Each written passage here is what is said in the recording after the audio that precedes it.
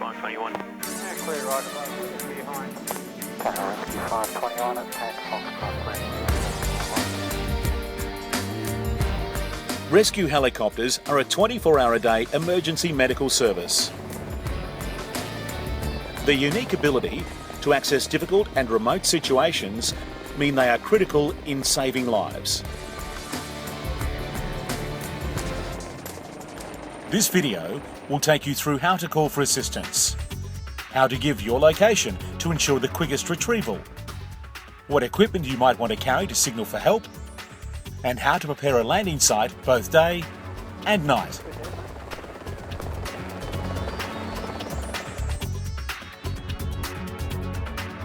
Helicopter rescue services across Queensland are managed through the Emergency Services Network.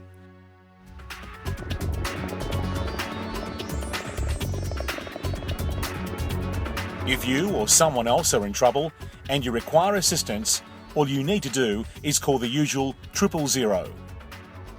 When someone calls 000, they'll relay that message through to the coordination centre down in Brisbane.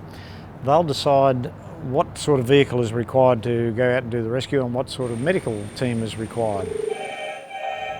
Then we get called from them and coordinated by that centre. And sorry, long 14651.18. Calling from a landline, they can identify your position and location, and there's an advantage there. If you're going to use a mobile phone, there's a lot more emphasis on giving your position. Whatever your nearest street location, biggest feature is, that will help us get there. Near a big mountain.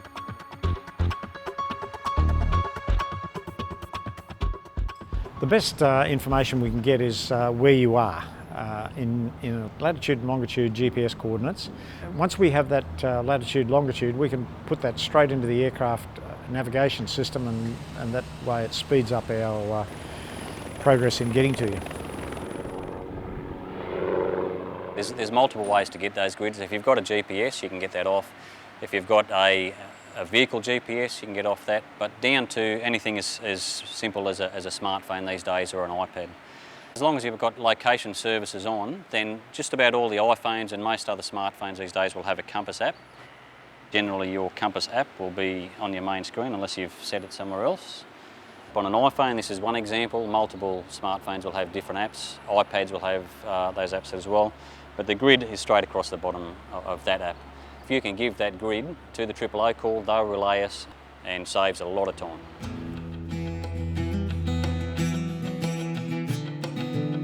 There is also a specific 000 app, which tells the caller about which emergency service to contact depending on the situation.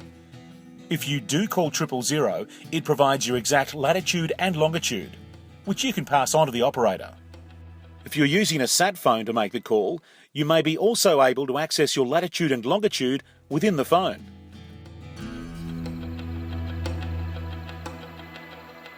If you're on a property, for example, then a GPS position located near your base station or your phone is a big help, and that sort of information on your first emergency call gives us the details to come directly to that site.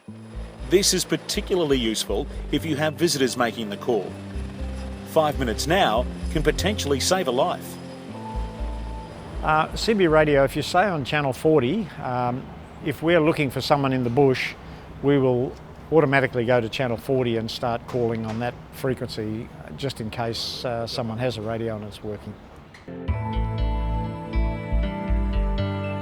If you're out of phone or radio contact, an EPIRB or personal locator beacon, PLB, may be the only way to alert emergency services that you need help.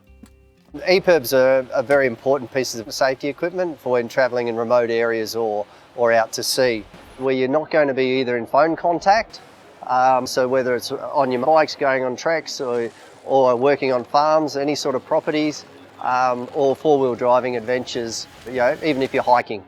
Always inform relatives and friends of where you're going, and if you can give a detailed schedule, even better.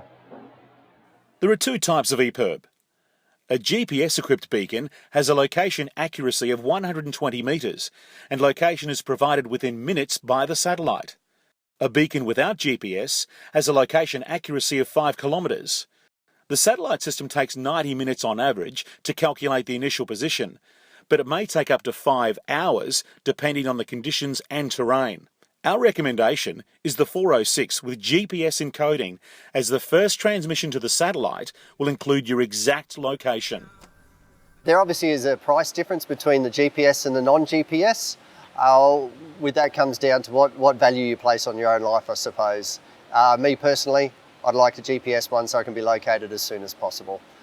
When buying either the PLB or the EPIRB, it is best to register them. When you register, you give 2 different phone numbers. You give your own personal phone number and an emergency contact number. You can register online or submit the paperwork. These are essential to confirm whether it's a rescue or whether it's accidental activation. The 1215 beacons are no longer in use. There are some still out there, but we'd recommend you actually update it to get the 406s, which are a lot better survival tool. When disposing of these, you can take them to Battery World and other agencies alike to get rid of them properly. If they're just throwing out the rubbish tips, they can be activated. We have to then respond, and it's taking away an emergency asset that could be rescuing other people and saving other lives.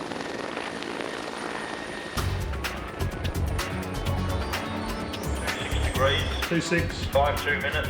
52. 43 seconds. 43. I really don't know what the availability of landing sites is. It just comes through as a hot primary. So. Once you have put the call through and you know the helicopter is on its way, you will need to begin to prepare the landing site.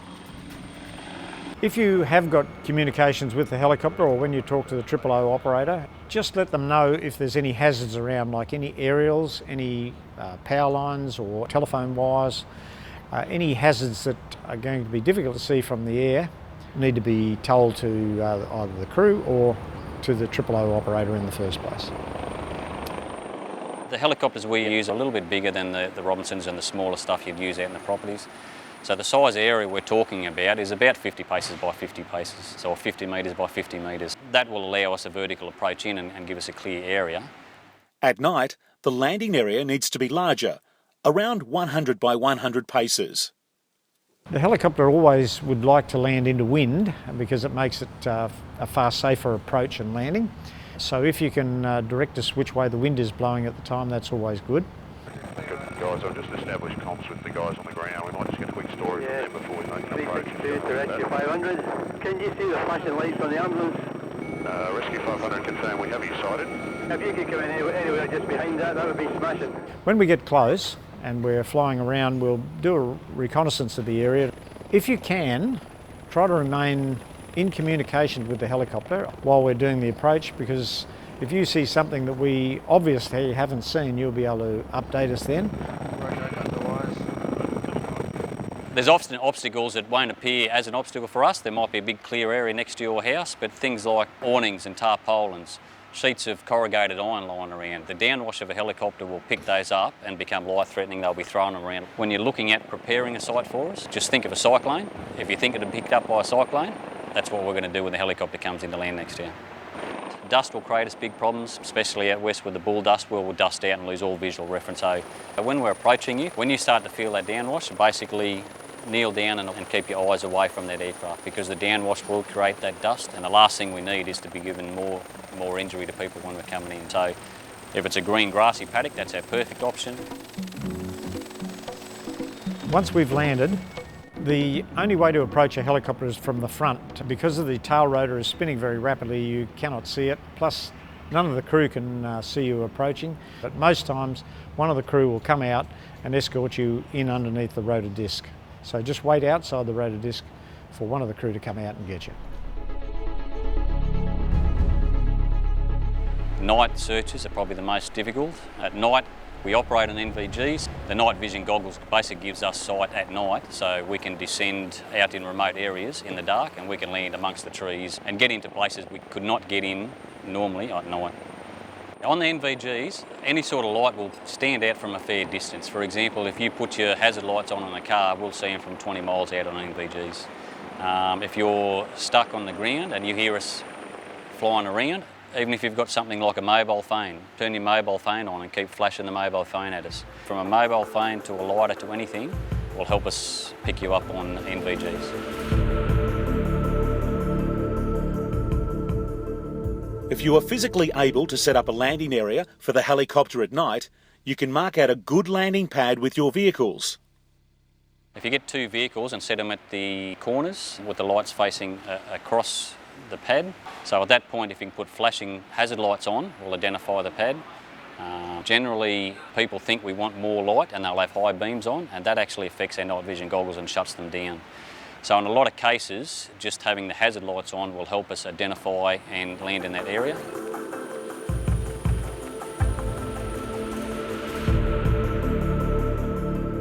Once we've been called out, to help find you in the bush, it's best to get into a clear area if you can. If you can make smoke somehow or other, either with a fire, bear in mind when we arrive there we'll be like a severe cyclone, so we don't want to blow the fire everywhere and cause a bushfire or cause anyone to get burnt. Or if you've got a strobe light or maybe even a mirror, you can flash the mirror at us and that will help to locate you in the bush.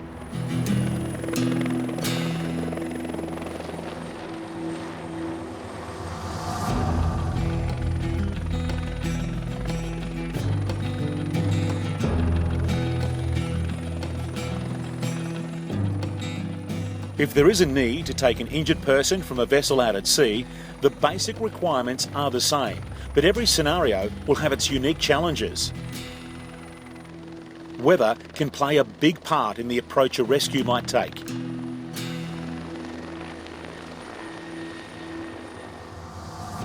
You'll be called initially on Marine 16. Aircraft will make contact with you and then ask you to change to a discrete frequency. However, if your vessel does not have a VHF radio, then a rescue crewman will be lowered to your vessel, either swim towards your vessel or be lowered directly into your vessel. So be prepared to take that person on board and follow all instructions from the rescue crew. Once you identify that the aircraft is coming in, you need to stow all loose articles, rubbish, fishing rods, bollards, anything that can be loose around the back of your vessel. As you can imagine, it's quite windy underneath the rotor wash of a helicopter, very similar to a cyclonic wind. When the aircraft comes towards you, it will more than likely request that you go dead in the water. That's engines off, radar emitting devices turned off, and HF radios turned off also. Parts of the aircraft systems can be affected by HF transmissions. If a message bag or some equipment is lowered from the aircraft at any stage without a rescue crew officer, at no stage tie that off to the vessel. We don't want anything connecting the aircraft to the vessel in case there's some sort of an emergency and the aircraft needs to depart quickly. In a rare occasion, your vessel may need to maintain a heading and speed, and the aircraft needs to match speed and heading with you to transfer personnel to a larger ship. Occasionally, there may be a need to rescue a person directly from the water. Be aware of the downwash from the helicopter.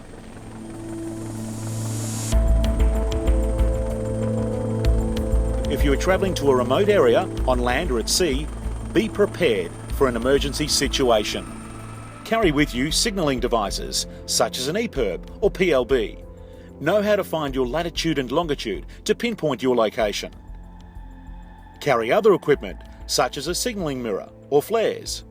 Be prepared to light a small fire as a signal. You want to make yourself as visible as possible from the air. The more you can do, the quicker you will be located. If a helicopter is coming into land, choose an area clear of wires, trees, towers and other obstacles if possible. Choose an area 50 by 50 paces during the day and 100 by 100 paces at night, and secure any loose items. If you are being rescued at night, a torch, phone or lighter can be used to signal your location. Set up vehicles with hazard lights to mark the landing pad. Once the helicopter is landed, only approach from the front. A crew member will usually escort you. If the rescue is at sea, use Marine 16 until directed to another channel. Clear loose items from the deck. Turn off your radar and HF radios. Do not attach any ropes or cables from the helicopter to the vessel. Everything you have just seen in this short film is a guide for your safety. By having a greater awareness, any help or assistance you can provide may help save time, therefore saving lives. All the Queensland Government Air Rescue crews are highly trained, and we're absolutely on call for you day and night, ready to help.